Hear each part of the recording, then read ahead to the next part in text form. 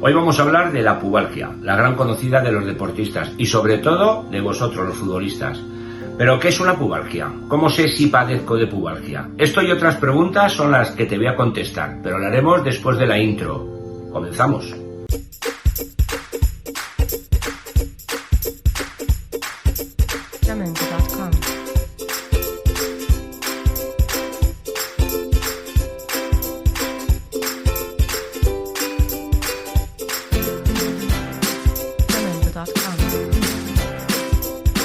Hola a todos y bienvenidos a un nuevo vídeo de COES Osteopatía. Bueno, como os he dicho al principio, hoy vamos a hablar de la pubalgia. ¿Pero qué es la pubalgia? Bueno, la pubalgia también se la conoce como la osteopatía de pubis, que es una de las dolencias más habituales entre los runners, especialmente aquellos que comienzan a correr por primera vez. Pero vamos a estudiarla desde el punto de vista del futbolista, ¿vale? Bueno, la zona de pubis se extiende entre el estómago y los muslos de ambas piernas, y de ella parten 5 músculos conocidos como aductores, que son el pectíneo, glacilis, aductor mayor, aductor largo y aductor corto, cuya misión es hacer que las piernas puedan llevar a cabo su rango de movimientos. Los pacientes afectados son casi exclusivamente varones y sobre todo jugadores y deportistas de equipos de fútbol o de rugby frecuentemente. De hecho, hasta el 50% de los futbolistas profesionales han sufrido algún episodio de pubalgia leve o moderada. La peor cara de esta patología es que la media suele superar los 5 meses de dolor y además tiene tendencia a repetirse en los pacientes afectos sobre un 30%. El síntoma principal es el dolor en la zona inguinal. Aparece durante el deporte, pero sobre todo empeora mucho y muy rápido después de realizarlo. Debido a lo complejo de la anatomía en el pubis, el dolor puede ser bilateral o afectar solo un lado o extenderse bien por el muslo y hacia el vientre bajo. El dolor aparece sobre todo en la contracción excéntrica de los aductores, como es cambiar de dirección en velocidad, al parar en seco, el golpear, recibir un balón. Lo habitual es que sin tratamiento se prolongue durante meses o temporadas y suele volver después de periodos de descanso. La causa de la pubalgia en la mayor parte de los casos no se encuentra en el pubis, sino en las estructuras adyacentes de la musculatura del abdomen y de las piernas. Se produce un desequilibrio muscular entre los músculos aductores, especialmente entrenados y fuertes, y los muslos abdominales, frecuentemente más débiles y poco entrenados. Todo esto genera una inestabilidad pélvica y una inflamación a nivel de la inserción muscular. En función de la estructura más afectada, puesto que suele ser una combinación de todas en distintos grados, los traumatólogos en general distinguen 4 causas o formas de pubalgia. La afectación de la sínfisis, que es un 10% de los casos, articulación cartilaginosa reforzada por los ligamentos en condiciones normales que no se mueve. La afectación en aductores, que es un 70% de los casos, que el aductor largo es el músculo afectado. Esta forma realmente es una entesitis. Afectación de abdominales, que la lesión muscular repetitiva en la inserción de los rectos anteriores del pubis provoca un dolor, y el canal inguinal, que suele ser un 15% de los casos, que en estos pacientes se suele encontrar una dilatación del conducto inguinal por defecto de los músculos abdominales oblicuos. Además de los factores extrínsecos, el fútbol, el hockey, etc., existen algunos intrínsecos o internos de cada deportista, como pueden ser las alteraciones posturales, la desigualdad de la longitud de los miembros inferiores, anomalías de la columna lumbosacra, o musculares, que es una hipertrofia, que es un acortamiento del déficit de aductores o de deficiencia de abdominales. El mecanismo de lesión lo podemos asemejar a un calambre, el cual de forma repetitiva, imaginaros un alambre y lo doblamos 100 veces, pues termina perdiendo sus características de fuerza. Algunos de los factores musculoesqueléticos son la debilidad de los abdominales o paravertebrales, la diferencia de altura de los miembros inferiores, que es la dismetría, marcado varo o arqueamiento de las piernas en paréntesis y en la rodilla o el pie, y otros factores que pueden causar esta enfermedad son la rigidez de los músculos estabilizadores de la rodilla, es decir, los isquiotibiales, el desequilibrio entre los músculos abdominales, están más debilitados, y los aductores de la cadera, que están fuertes pero acortados, y el desequilibrio entre los músculos aductores y aductores de la cadera. Tenemos otro desequilibrio que es entre los músculos flexores y extensores del tronco. Bueno, ¿cuáles son los principales síntomas de la pubalgia? El dolor, como os he dicho antes, se localiza en la zona de la ingle. Los movimientos más habituales con los que surge el dolor son los movimientos de la cadera en abducción, con la apertura de los muslos, al pasar el balón con la parte interna del pie, al apretar las rodillas. En la primera fase de la osteopatía de pubis se sufren molestias, dolor intermitente. En las últimas etapas del dolor ya puede ser bastante más insoportable. El diagnóstico de la pubalgia se realiza mediante la historia clínica y la exploración. En ocasiones se puede solicitar una ecografía, ya que esta prueba muestra el tendón de los músculos aductores y pone de relieve la inflamación del tendón. Además puede determinar si existe o no degeneración de algunos tendones. Para casos más crónicos o de larga evolución, en ocasiones es necesario valorar con una resonancia para descartar lesiones óseas del pubis. En el caso de la ingle, justo antes de tratar el área de dolor puede dar un alivio temporal, pero si no se elimina la causa de la enfermedad, que es probable, casi seguro que vuelva. En estos últimos años se está tratando las lesiones de la pubalgia de evolución mayor de 2 a 3 meses mediante proloterapia, evitando así una intervención quirúrgica. La proloterapia, ¿qué es? ¿Qué es la proloterapia? La proloterapia es un tratamiento basado en inyecciones que fortalecen los ligamentos y los tendones. ¿Por qué esto es importante? Porque los tendones y ligamentos débiles causan dolor. Pero, ¿cómo funciona la proloterapia? Es una inyección de dextrosa en el área de inserción de los tendones y ligamentos. Este tipo de azúcar hipertónica altera el delicado equilibrio dentro de las células. Las mismas liberan fragmentos celulares, proteínas y fragmentos membranosos. Esto es como presionar el botón de ayuda, lo cual atraerá las diferentes células responsables de la reparación de tejidos. Estas incluyen los granulocitos, monocitos, macrófagos y fibroblastos. ¿Por qué necesitamos estas células?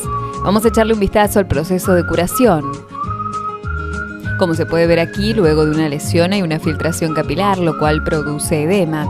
Esto es seguido de rubor, tumor, calor y dolor, los signos de inflamación. Y esto produce un aumento del flujo sanguíneo necesario para la curación. El problema es que los ligamentos y los tendones tienen pobre suministro de sangre. Otro problema es cómo la inflamación es interpretada por la mayoría de las personas, incluyendo médicos. Veamos este ejemplo. Usted está corriendo, se tuerce el tobillo. ¿Qué pasa después? Su tobillo se inflama. Correcto, esto es la inflamación.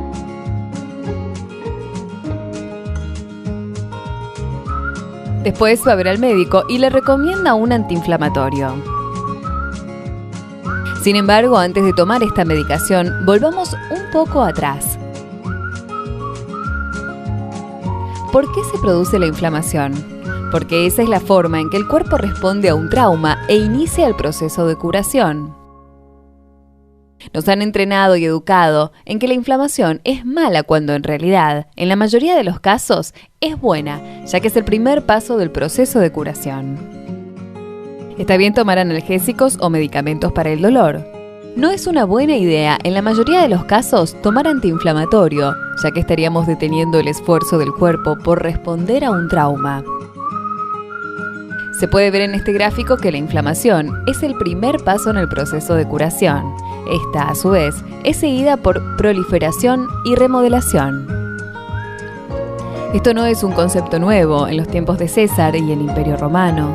Cuando los soldados eran heridos en combate, ellos eran tratados con agujas calientes para estimular la curación. Entonces, ¿qué se puede tratar con proloterapia? Se puede tratar el dolor y la degeneración crónica que viene de los hombros, los codos, las muñecas y las manos, las caderas, rodilla, tobillo y pies, y la mandíbula, sin olvidarnos de una de las áreas más tratadas, la columna vertebral. En resumen, la proloterapia ayudará a su cuerpo a iniciar la cascada de reparación para curar los ligamentos y los tendones débiles. Es como convertir un puente débil en uno fuerte. Bueno, la proloterapia es un tratamiento complementario para el dolor muscular y articular. El tratamiento consiste en inyecciones repetidas de una solución irritante en una parte de la articulación, por ejemplo, el interior de la articulación, o en un tendón o ligamento de soporte, de sujeción. Para esto se utilizan sustancias proliferantes que estimulan la capacidad natural de nuestro propio cuerpo para poder reparar por las lesiones, en este caso las lesiones tendinosas. Consiste en la realización de infiltraciones como la dextrosa, como sustancia proliferante en la lesión tendinosa, con una previa estimulación de la zona mediante la creación de una herida a través de múltiples pinchazos. Habitualmente se realizan 3 sesiones con una separación de 2 a 3 semanas con la finalidad de dar rigidez al tejido lesionado, favoreciendo la mayor resistencia y estabilidad a los tendones aductores para poder realizar aquellos movimientos repetitivos que conllevan ciertos deportes, en este caso el fútbol. ¿Cuáles son los puntos claves en la pubalgia? Bueno, la pubalgia es un dolor, ya os vuelvo a repetir, en la ingle que padece todo deportista y puede deberse a muchas causas, fundamentalmente desequilibrio muscular entre abdominales y aductores, la dismetría que os he hablado antes de ella, y es siempre de los miembros inferiores, la tendinitis de los aductores. El síntoma principal es el dolor en la zona de la ingle, tanto diurno como nocturno. Se diagnostica a través de una ecografía para ver los tejidos blandos de la zona. El tratamiento, consiste principalmente en solucionar la causa que provoca la pubalgia para que no provoque dolor ni inflamación. El tratamiento que utilizamos en los casos más crónicos o moderados es como os he dicho antes, la proloterapia, y se trata de un tratamiento menos invasivo y sin necesidad de cirugía para casos más avanzados. Este tratamiento se complementa siempre con ejercicios de compensación muscular, tanto abdominal, glútea y de espalda. Os preguntaréis, ¿cuánto tiempo tarda en recuperarse una pubalgia, Miguel Ángel? Bueno, es muy elástico. El periodo de recuperación en los casos leves puede ir de 3 a 4 semanas y en los casos más severos, pues hasta un añito. Pero es importante que cuando se manifiestan estos primeros síntomas se consulte en los inicios y no cuando ya el daño es mayor en la zona de la inserción de los tendones, en la zona afectada. Me duele al dormir, Miguel Ángel, ¿cómo puedo dormir? Bueno, pues a la hora de dormir se debe de descansar sobre uno de los lados y a ser posible con una almohada entre las piernas. Es importante también que cuando vayas a subir las escaleras lo hagas despacio y poniendo siempre en primer lugar la pierna que no duele. Acordaros, los buenos para arriba, los malos para abajo. Pierna que no duele para arriba, pierna que duele para abajo. Los principios básicos de la rehabilitación, bueno, pues son el tratamiento del dolor y la inflamación, el reposo, el ultrasonido, magnetoterapia, electroanalgesia, iontoforesis, crioterapia, masoterapia, digitopresión, movilidad articular, movimientos pendulares de los miembros inferiores y del tronco, movimientos circulares y ovales en horarios y antihorarios de miembros inferiores y del tronco, la elongación de las lumbares, de los abdominales, los flexores de la cadera, los isquiotibiales y aductores cortos y los largos. La elongación muscular, pues de las lumbares, flexores de la cadera, aductor corto y largo, isquiotibial, abdominal. Fortalecimiento progresivo, pues de abdominales, de aductores, de isquiotibiales espinales. En definitiva, la reeducación. Y es lo que hay.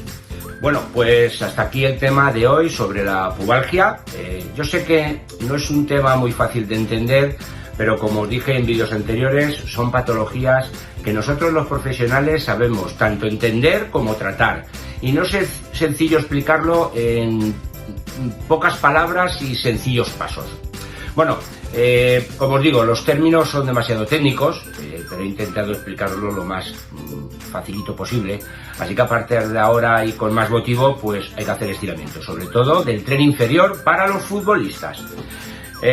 Amigos, amigas, terminamos sobre las patologías y las lesiones en el fútbol. Espero que os haya servido de mucho, compartir los vídeos, llevarlos a cabo, que os puede venir muy bien. Siguiente vídeo, vamos a hablar de las patologías y problemas que se presentan en los corredores, en los runners. Os intentaré explicar cómo entrenar, cómo estirar, tiempos de entrenamientos, alimentación para el corredor. Hablaremos de cómo prepararse para una carrera de 10 kilómetros, para una media maratón, para una maratón. Qué diferencia hay entre las zapatillas de los corredores, para que los que estáis corriendo pues sepáis qué podéis usar o no, y sobre la marcha iremos improvisando. Así que ya sabéis, nos ponemos la ropa de runners, cogemos carretera y manta y tiramos hacia el norte o el sur, es igual. Bueno, recordad suscribiros, pasar esto a vuestros amigos y contactos, y lo más importante, recordar las 3 I's: importante, interesante e instructivo. Hasta el próximo vídeo. Saludos de COES Osteopatía.